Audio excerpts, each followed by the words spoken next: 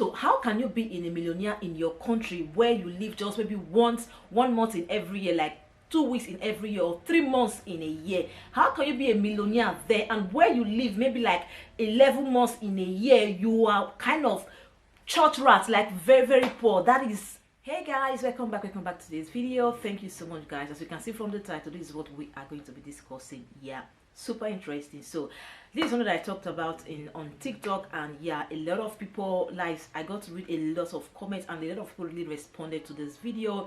It has a lot of views. So yeah, so I said to myself, I know that maybe a lot of you don't know that I'm in TikTok, do the same thing. So I just wanted to like share this with you guys also here on YouTube, because I received a lot of positive and a lot of negative comments on that video. So yeah, so as a Nigeria, as an African living in Europe, after you left your country because you wanted a better life for yourself and for your children, you left your country and voila, you're here in Europe. Okay, so the thing is, you got your documents, or maybe you hustle your way to success, and now you have the money. Maybe things is kind of turning out so well for you, and you are investing in your country back home in Nigeria or in Africa, any country you came from.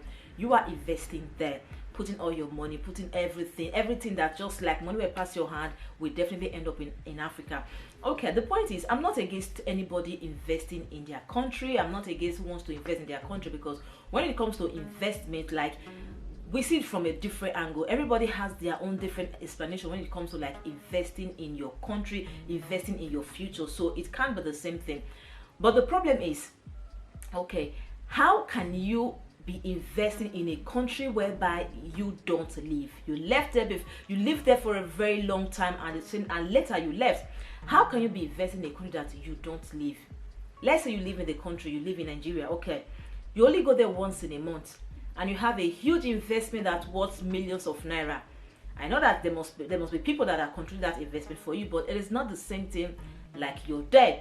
So it can never be the same thing. Okay, that's number one. The main problem is, how can you be a rich man, a wealthy man, a millionaire? How can people know you as a millionaire in your country, whereby you just go there for once, maybe twice a year, 2 weeks, maybe 2 months in a year, which is 60 days in 365 days. But where you live for like 10 months every single year, you're always there. You are the poorest of all. You are like a church rat. Sorry for that language. I just can't understand this. I just can't understand whereby we African people, we love investing so much, investing our life, investing what we would have used to even chop food for our belly. We won't invest because we feel that, okay, when you're a millionaire in your country, you earn so much respect. Your name rings a bell. People get to know, oh, that, but your name rings a bell. You earn respect from people that don't even know you, from a place where you just live 60 days, maybe if it's too much, 60 days inside 365 days. Does it even make sense? For me, there is no sense in it. So my second point is, when you invest so much in your country, that is, this topic is kind of very interesting, because I received so much positive comments on TikTok. When you invest in a country, I understand if maybe you just invest a little investment. When we are talking about like large investment worth millions of dollars, because the whole point of you investing, you like, you know, fighting your way to success, is because of your future tomorrow, and mostly for your children as well. Okay, after you earn this money, you make this money, you invest this money in Africa, different kind of business, real estate management, a lot of business like that will fetch you money. Okay, at the end of the day, after you must have been 50, 60, 50, and will you like pack yourself and go back to Africa? Okay, now I'm old enough to go and take care of my business. That is a question that maybe if you want to give me the answer in the comment section, thank you so much. Okay, number two, have you ever thought of, after you live here for many years, you have your children, your wife, your kids, they are kind of used to this environment because they grew up here in Europe. After you must have maybe, okay, now I want to go back to my country and relax and run my business. You eventually go back there. Maybe in the future something happened. Maybe you lost your life, or maybe you died. Those investments that you have, let's be sincere to ourselves. Let's just tell ourselves the truth as Africa that we are. Even if you write will lawyer even write will for you, it is still very difficult. It is still almost impossible for your family member to allow your own family, your wife and kids, to have peace with your property. If you even write will, it is very difficult, not to talk of kids that was born and raised up here in Europe. They will now like go back to Africa or want to go run their father's business. Oh, my father is no more, so I want to go and be in charge. Have you ever thought about it? If eventually you are no more alive, what will then happen to all those large investments? What will then happen? Who will then gain? Your wife, your children, or is your family member?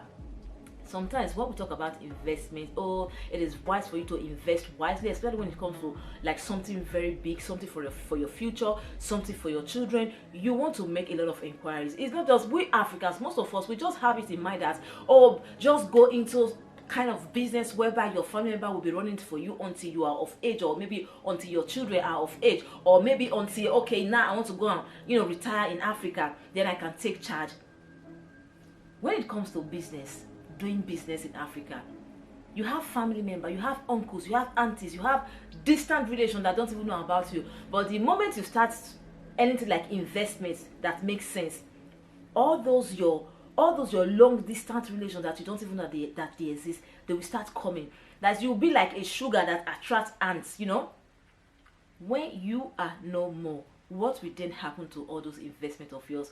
What will then happen to your kids? Will your kids leave Europe, leave whatever they are doing here, to go back to Africa and begin to run your investment for you because you're no more? What will then happen? So who will then gain all the sweat?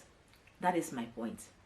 And the most annoying part of it is that a lot of we Africans here in Europe is very difficult. Even if it's people living in Africa, they will never believe, they will never understand how difficult Europe is. Because they watch television, they see fine road, they see fine tree, they see fine environment. For them, Europe is as easy as the weather. Europe is as easy as their beautiful road. That is one thing that they just have in mind.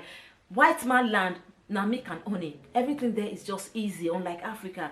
Europe is very, very difficult.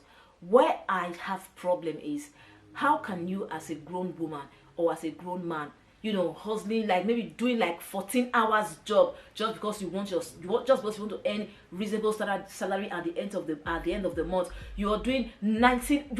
If you can work for 24 hours, say, I believe some people will work for 24 hours just because they want to get double or triple their salary, just to be able to get what you want, just to be able to gather this money and make an investment. And you are here living in Europe, you cannot even feed yourself so well. You cannot even eat what your body wants. You cannot even I'm not even talking about clothes yourself, like dress up and look good. Even food that your system wants, good food, you can't even afford good food just because you are investing your money into something that you think for the future you're going to benefit from it. You can't even stay in a very good house. Like, you can't even afford a 2-bedroom apartment.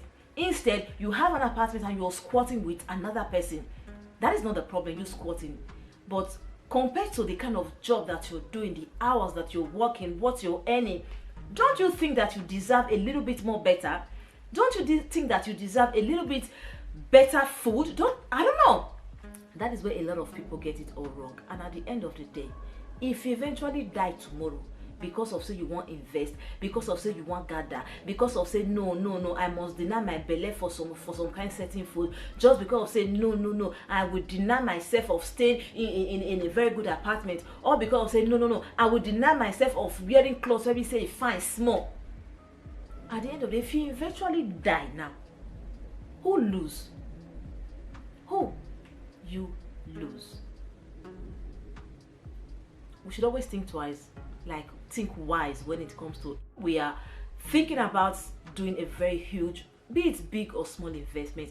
Never you forget yourself, because in that process of you working your ass so hard for you to be able to come up with something that you want to invest in, trust me, now body, now blood you dey use, you might fall, you might in the process. What will happen? My Nigeria people, we love living a flamboyant life. but at the wrong place and at the wrong moment.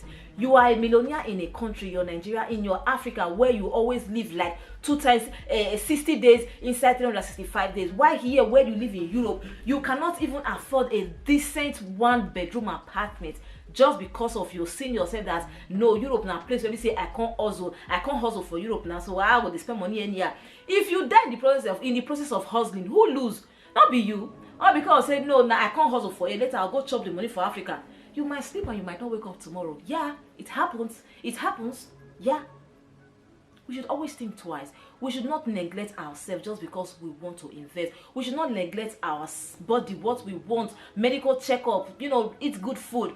Please that we keep your blood, keep your body and soul going. Let's not neglect it all because of we want to live a big life in Africa where few people never even know you. Few people never even remember yourself. Anyway, guys, whatever is your thoughts, let me know in the comment section. And yeah, I will say thank you so much for watching and see you all in my next video.